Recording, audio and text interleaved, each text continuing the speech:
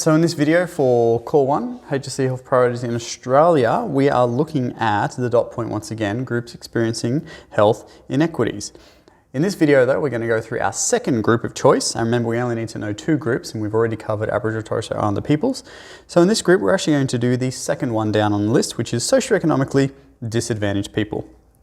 Once again, on the right-hand side of the syllabus, we're going to research and analyse socioeconomically disadvantaged people by investigating the nature and extent of their health inequities, the socio-cultural, socio-economic and environmental determinants, and the roles of individuals, communities and governments in addressing these health inequities.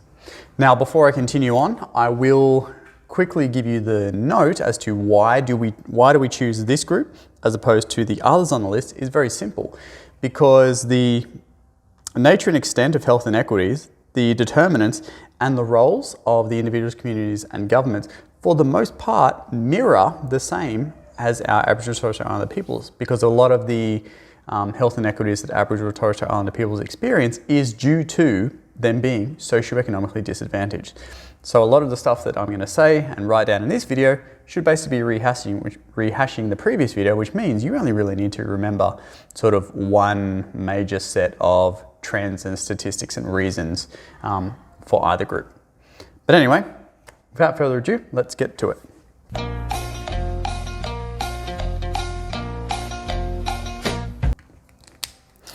Okay, so socioeconomically disadvantaged peoples. Once you write it once, you can then use the abbreviation SEDS, all right? So looking at the nature and extent of the issue, so these are the statistics, trends, prevalence, incidence, etc. So what do we know? They have higher mortality rates from CVD. So even though CVD is like the #1 killer of males in Australia and #2 for females, if you look at those statistics for just SED people, it becomes 1 on 1, okay? So it overtakes dementia. So looking at morbidity, so things that they suffer from, they have higher rates of diabetes, stroke, cerebrovascular disease, lung cancer, kidney issues, liver disease, okay? All of these things, and a lot of these are largely due to lifestyle. So we know that diabetes largely can be due to a very poor diet. We know that lung cancer, and stroke, sorry, due to poor diet because atherosclerosis, so blocking of the arteries which go to the brain. Lung cancer related to smoking. Kidney and liver disease basically related to substance abuse, okay? So alcohol, other drugs, etc. All right, so we know that socioeconomically disadvantaged people, despite not having lots of money, they seem to be spending what money they do have on bad things. That's bad. They have lower life expectancy compared to other people in higher socioeconomic status. They have poor oral health, so we're talking about mouth there, so teeth, throat, etc. So then they have like higher rates of throat cancer and things like that, which is also related to smoking, but anyway. They have high infant mortality rates, okay, so they don't get a lot of aftercare even, but that is one of the inequities the government's trying to address. And they have lower survival and management rates of these things once they're diagnosed, okay? So these things, so diabetes, cancer, kidney and liver disease, they can be managed and you can still live a long, may not be an optimal life, but you can still live a long life by managing these conditions. However, people who are socioeconomically disadvantaged generally don't. Okay, once you are diagnosed with these and socioeconomically disadvantaged, generally your mortality will come sooner as opposed to somebody who has a higher socioeconomic status. Now, the major explanation for all of this, and this is the thing you need to keep in mind when you're answering your questions, is that SEDS are less likely to engage in preventative health behaviours or protective health behaviours due to their lack of income and their lack of education. So you should remember that socioeconomic, when we talk about that, it is relating to income, employment and education, those three things. So because these things are down, therefore bad things tend to happen. So that's the nature and extent.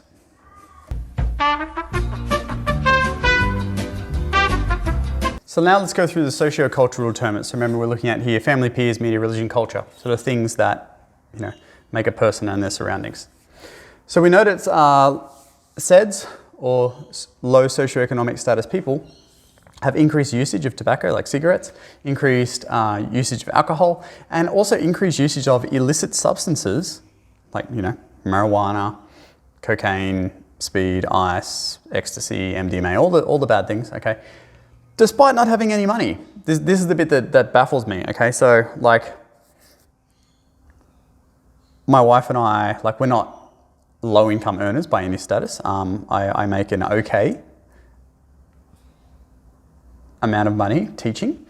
My wife only works a couple of days a week, but she makes okay money. So we're sort of okay, we're average. But if you said to me right now, oh, have you got a spare X amount of money to buy these things? I don't, I literally don't, okay? So I don't know how these people with less money than me can do it. It's crazy, Anyway, moving on. Now, increased usage, how does it relate to socio-cultural determinants? Because that's what's seen as normal in the culture, okay? If you live in a low SES or a SED community, it is seen that everybody does these things and it's just normal and, therefore you do it. And if you're not doing it, well, you're probably going to be peer pressured into doing it, okay?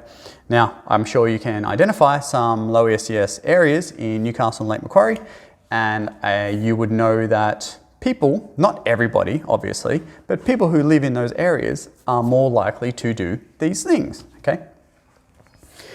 Next point, and this is a major one. So this is like, remember with Aboriginal and Torres Strait Islander people, I was talking about breaking that cycle. Well, the cycle thing exists with socioeconomically disadvantaged people too. So children raised in said families are exposed to poor health behaviours from a very young age, okay? And then see this as normal, right? It amazes me, like, because I've got two young girls, it amazes me how much they learn from watching. Some of the things they say and some of the things they do is freaking hilarious, okay? Because they just mimic Liz and I, right? And sometimes it's not very good things, although I'm a very positive role model. However, most of the time, if like Ivy or even Sage will do something that's just, I would consider like advanced, like above their years. Like, how do you know to do that? Or how do you know to say that in the right social context? It's not because I've taught them that, it's just because that's what Liz and I do, and therefore they do the same thing. So then you flip this into a negative, okay? Imagine if I was going home every day from work and I was like yelling at Liz and like being really abusive and a nasty person, and then I was feeding my kids really poor food, like hot chips every night with chicken salt and heaps of tomato sauce, and I don't know, I'm not judging here, I'm not being judgy, but I'm just saying like those poor and then I was chain smoking cigarettes at the same time, and I was also drinking alcohol, and then maybe I'd go into a bedroom with a weird looking pipe thingy and shut the door for 10 minutes and then come out again and I'd be happy again. Children see all that stuff, and even though you try and not expose your children to that, and I'm not saying that people from said families are bad parents at all, but just those behaviours that they do in their normal life, children see, and therefore they see that as normal. So when they grow up, that's what they do, because that's what mum and dad did, and that's what everybody in my community does, and that's just normal. Like, why would I do anything different? So that's the cycle, and that's one of the major contributors as to their poor health. And that also leads into, and also explains that last point there, is that the community attitude will influence your health decisions. So the people you surround yourself in, whether you are conscious of it or not, will have an influence, okay? I can explain this in my own sense, not from a SED perspective and not from a drug and alcohol perspective, but let's talk about lawn mowing, okay? I live on a street, it's a fairly big street. Everyone's got a yard, and it just takes that one guy within my 180 degree view when I stand out in front of my house to mow their lawn. And then it just has this ripple effect, right? Because you can't be that person in like the 180 degree view that doesn't have a mowed lawn when that one guy mows his lawn. So then one guy mows his lawn, and then like the next day we're all out there mowing our lawns. It's stupid. And like, that's not a conscious decision I'm making. That's just because you see one lawn and everyone else's lawn is like long and raggedy and covered in leaves and not edged nicely. And then you're like, okay, gotta mow my lawn, gotta keep up with the Joneses. But that same thing, in a negative sense, will apply to sociocultural determinants for SEDS. So if, people are out the front of their house, drinking alcohol, just doing poor health things, then you'll be out there and you'll be like, well, that's what I'll do too, because that's what everyone does. Anyway, so that's sociocultural determinants. Okay, so the next one is looking at the socioeconomic determinants, and we need to look at the socioeconomic determinants for the socioeconomically disadvantaged people. So you can, I don't know, I find it quite funny. Anyway, whatever, I have no life. Lower education levels, which we've already talked about, and completion rates for those, you know, Year 10 Rosa, Year 12 HSC, going to TAFE and completing a course, going to HSC and completing a degree, all that kind of stuff, is mainly due, well not mainly due, but one of the significant reasons is because of the cycle we talked about before, the lower importance from families. So I can remember from a very, very young age, I don't know, I was in Year 4, Year 5, like, I didn't even know what left and right was, and my parents were like, you're going to university. I didn't even know what university was. It's a really big word. It's still a really big word. And I was like, but why? I don't understand why I have to go to university. And you're like, well, because we've paid money into this fund, and the only way you can get the money for the fund to help you through university is by actually going to university, and it's sort of like dead money. And you know, they stressed how important it was for me to go to university. Turns out the whole fund thing was a crock. That didn't pan out at all. I had to pay my own way through university. However, what it did teach me from, you know, when I was like 9 or 10 was that I need to go to university because mum and dad were scary and I didn't want to upset them and I didn't want to be in trouble again. So that's what I did. I got my way through primary school, got my way through high school, went to university just because that's how it was from a young age. The opposite thing applies to socioeconomically disadvantaged families because of that cycle. They see mum and dad, they didn't go to university. They don't have very good employment opportunities, and they're not really impressing on me that I need to do that, so I'm not going to university. And I'm not saying you have to go to university to get a good job. That's not what I'm saying here. But what I'm saying is because of that not being impressed on children, or as they're going through high school, they put less importance of it, and therefore other things become higher on the importance scale. All right. Not necessarily all the time, but because of the lower education levels, we do know that there's a direct correlation between education levels and income, okay? So therefore, because lower education levels, lower completion rate, and lower importance on self-education, I might write that here. Lower importance of self-education. So if they realize that they need a certain skill or qualification to get a certain job, okay, for example, I would do that. If the principal came to me tomorrow and said, hey, if you go and do this training, you've got to do it in your own time, but at the end of that training, you would, earn $20,000 or $30,000 more per year, I'd totally do that. I mean, I could just become a principal, but I don't want to do that. Anyway. Self-education. Because the whole education thing is not important to them, therefore don't chase it up themselves either. So it's not just mum and dad's fault, right? So that leads to lower income. Because lower education levels and completion rates means that they have higher rates of unemployment. And from our Aboriginal and Torres Strait Islander video, you should remember that higher rates of unemployment directly correlates with increased mental health issues because of depression and anxiety and stress from not being able to afford things for your family. Because of all these things, we therefore see that socioeconomically disadvantaged people have higher usage of government payments such as Centrelink, okay? I mean, that's what the whole thing was put in place for. So Centrelink is designed to achieve equity, all right? People who cannot make ends meet can access a government payment which is paid by tax by you. So all the tax that I pay to the government goes therefore to people. And it is designed to actually help improve their health and living standards. Now, it makes me angry, therefore, if people are taking Centrelink payments and instead of spending it on clothes and shelter and good food for their children, whatever, and they just go and blow it on pokies or drugs and alcohol and stuff like that. And that infuriates me because that was my money and it's meant to be there to be helping people because I do want to help people who are legitimately needing the help. I don't want you to help you have a good time when I could use that money for my own good time. What is a good time? Who knows? And the last one here is less employment options. So because of the income, because of the education levels, and because they're not placing self-education as important, they're therefore less employability. And then once again, the cycle continues.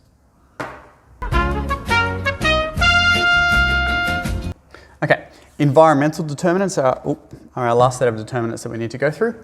So socioeconomically disadvantaged people do have a higher amount living rurally and remote, which is mainly income based, okay? And I also wrote in the next sentence, but it's not as significant as Aboriginal and Torres Strait Islander peoples. So when I say that socioeconomically disadvantaged people live rurally and remote, they're not necessarily all living in the middle of Australia. We know that's not true. There are pockets of socioeconomically disadvantaged peoples living in most major cities and metropolis areas. However, they are usually out, okay? Out away from the main central hub, out away from the coastline due to the price of houses and rentals, okay?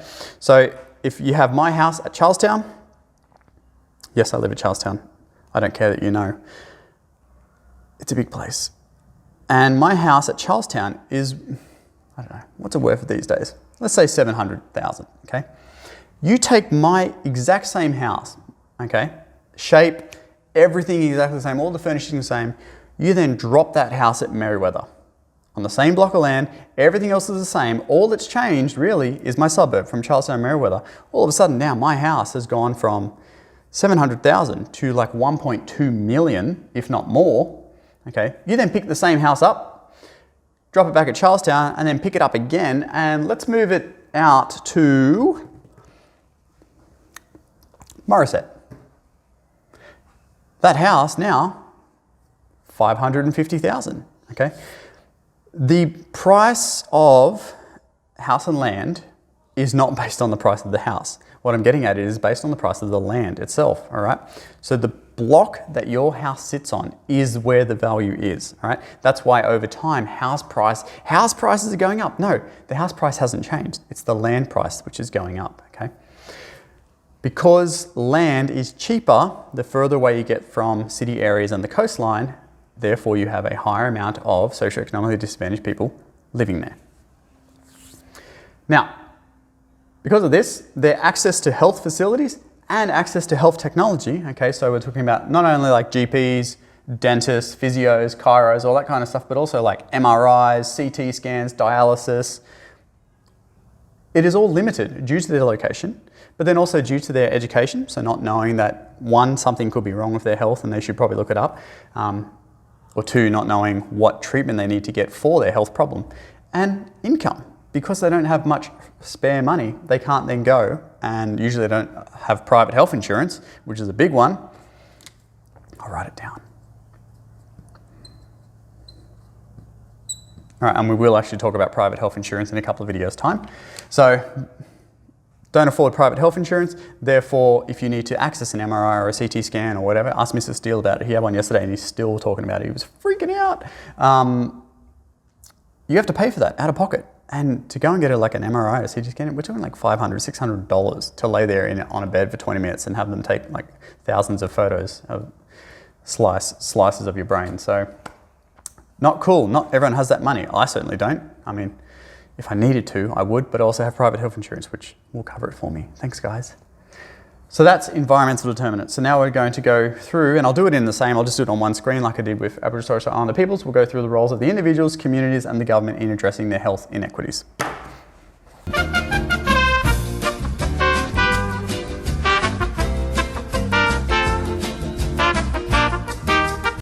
Okay, so roles of the individuals, communities, and governments in addressing the health inequities displayed by socioeconomically disadvantaged peoples. So once again, we'll start at the other end. We'll go for individuals and we'll work along.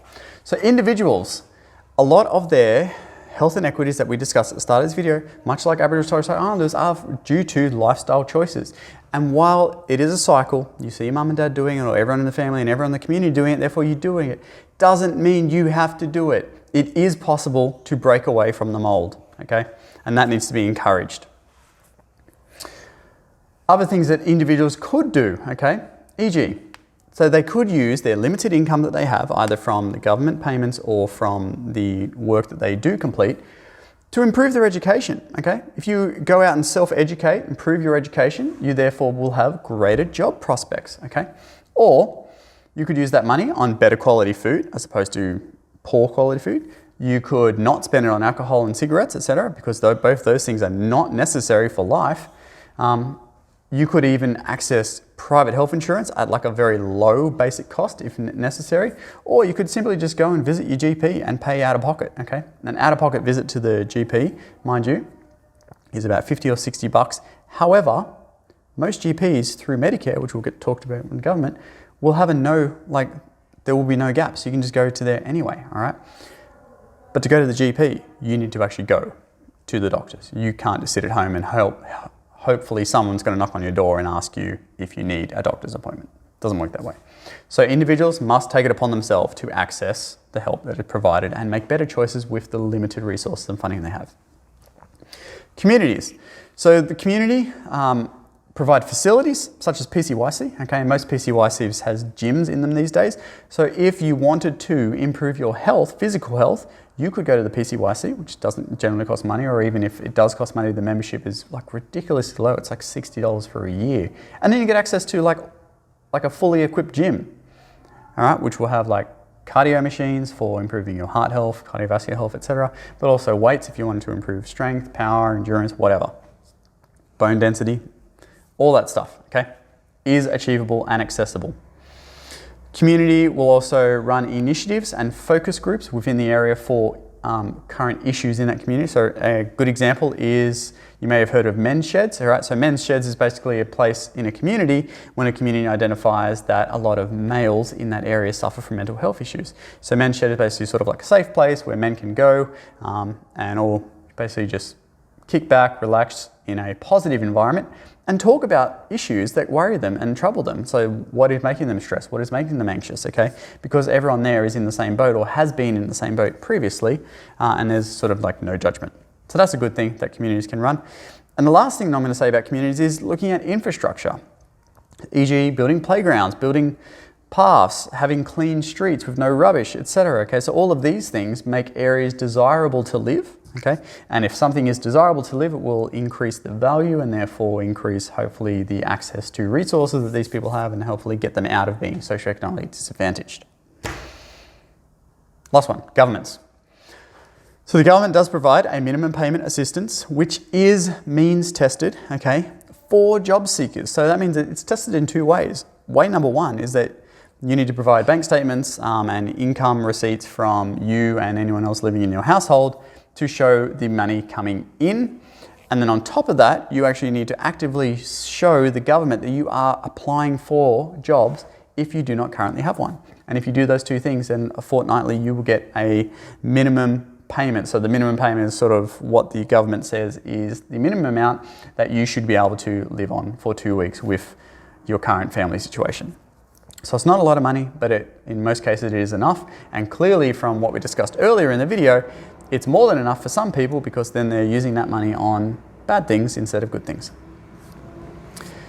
The government also provides child support for children who are born. So it used to be, the child support payment used to be like a monthly thing. And then they changed it to like a one-off payment per child, but it would only go up to 4 children. And I think currently it is, so nowadays what they've done is they've got rid of the monthly payments, they've got rid of the one-off payments per child, and what they now do for child support is actually subsidise child care, okay? So, and that's not means tested. So Ivy goes across the road to Honeybee. The Honeybee fee is like $153 per day, and the government pays half of that, all right? So we, out of pocket, we only pay like, what's that, $76.50 a day for Ivy to go to Honeybee. And that's the same for everyone, all right? So it's equitable. So the government is basically saying, all right, well, originally they were just giving money out in dribs and drabs, and then that was sort of useful, but it didn't help socioeconomically disadvantaged people get ahead. So then when they changed it to the lump sum payment when your child was born, I think it was like $4,000. The government just gave you, like every parent who had a child, $4,000 per child for the first 4 children. But then people were like going out and buying TVs and stuff, which doesn't help the child either. So this way, what the government has done, it's quite smart from the government's perspective. It's like, okay, we want you to be in a better position. We want you working. So we will subsidise the cost of you putting your child in daycare while you are working and therefore earning your own money. So smart. The other one we talked about in the previous video, which is immunisations. Okay, so children up to 4 years of age have a government schedule of immunisations, which is strongly recommended that you do, and that is not means tested as well. So anybody can go and get their children immunised, and we know that immunisation is a solid way of preventing illness and disease in certain categories. Actually, Sage had her meningococcal yesterday. So yeah, anyway, side note. Last one, Funding, so the government, the last thing they do is they fund like major national services, Centrelink, JobSeeker, Medicare, etc. Okay, all of these things are funded by the government and then taxpayer dollars as well, to therefore enable socioeconomically disadvantaged people to access health facilities, access treatment for health issues, access education if they seek it out, and then also help them to access employment. Yeah, so a lot of the stuff that I've just mentioned in this video is rehashing what we went through in the Aboriginal and Torres Strait Islander people's videos because the same issues exist, but hopefully that will help you, one, like solidify your knowledge of socioeconomically disadvantaged peoples, but two, there may have been something I've said today which has helped you understand the inequities that Aboriginal and Torres Strait Islander peoples experience too, and given you some good examples as to how you can apply this in your exam style questions. So that is groups experiencing health inequities done. Thanks, bye.